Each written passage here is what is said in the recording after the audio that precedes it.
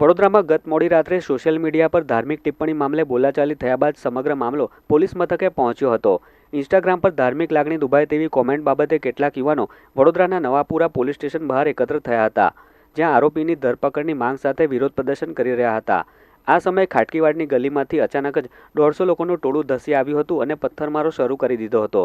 ઘટનાની જાણ થતાં ડીસીપી લીના પાટીલ સહિતના ઉચ્ચ અધિકારીઓ તાત્કાલિક ઘટના સ્થળે દોડી આવ્યા હતા અને સમગ્ર વિસ્તારમાં કોમ્બિંગ હાથ ધર્યું હતું।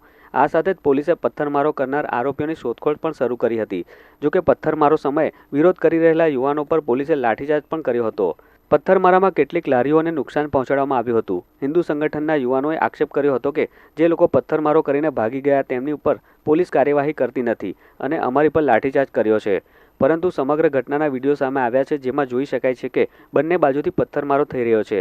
જે બાદ નવાપુરા પોલીસની ટીમે તુરંત જ એક્શનમાં આવી ટોળાને વિખેર્યું હતું। જો કે આ ઘટનામાં વિરોધ કરી રહેલા કેટલાક યુવાનો ઇજાગ્રસ્ત થયા હતા। પોલીસે ટોળાને કાબૂમાં લઈને 100 થી 150 લોકોના ટોળા સામે ફરિયાદ નોંધી છે। ઉપરાંત સમગ્ર વિસ્તારમાં કોમ્બિંગ સાથે આરોપીઓની શોધખોળ પણ શરૂ કરવામાં આવી હતી। જોકે પોલીસની હાજરીમાં જ પથ્થરમારો થતાં પોલીસે અભદ્ર કોમેન્ટ કરનાર પાદરાના શાહિદ પટેલ સહિત 11 શખ્સોની ધરપકડ કરી કાયદેસરની કાર્યવાહી હાથ ધરી છે। સાથે જ આ પૂર્વ આયોજિત કાવતરું હતું કે કેમ તે અંગે પણ પોલીસ દ્વારા તપાસ હાથ ધરવામાં આવી છે।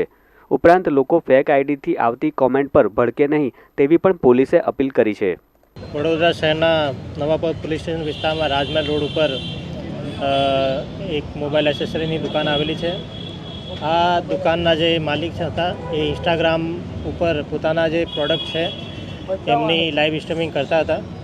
તે વખતે કોઈ માણસ પોતાની આઈડીથી એમની લાઈવ સ્ટ્રીમિંગ દરમિયાન ધાર્મિક લાગણી દુભાય એવા કમેન્ટ કરેલા હતા કે ભાઈ ઇન્સ્ટાગ્રામ આઈડી ઉપર જ્યારે કોઈ સ્ટ્રીમિંગ કરતા હોય અને આ સ્ટ્રીમિંગ દરમિયાન ધાર્મિક લાગણી દુભાય એવા કમેન્ટ કોઈ માણસ કરે તો એમના વિરુદ્ધ આઈપીસી કલમ 153A 295 ક અને 504 અને આઈટી એક્ટની ધારાઓ હેઠળ ગુના નોંધવામાં આવતો હતો।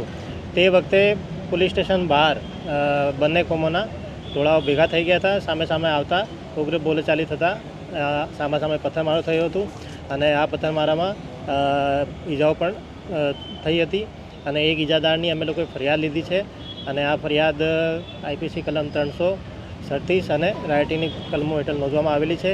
અત્યાર સુધી જે પથ્થરમારા કરનાર ઇસમો છે એના 22 જેટલા અમે આઈડેન્ટિફાઈ કરી દીધા છે અને 6ની અમે લોકોએ ધરપકડ કરી છે અને ચાર પણ અમે લોકો અત્યારે લાવી રહ્યા છે।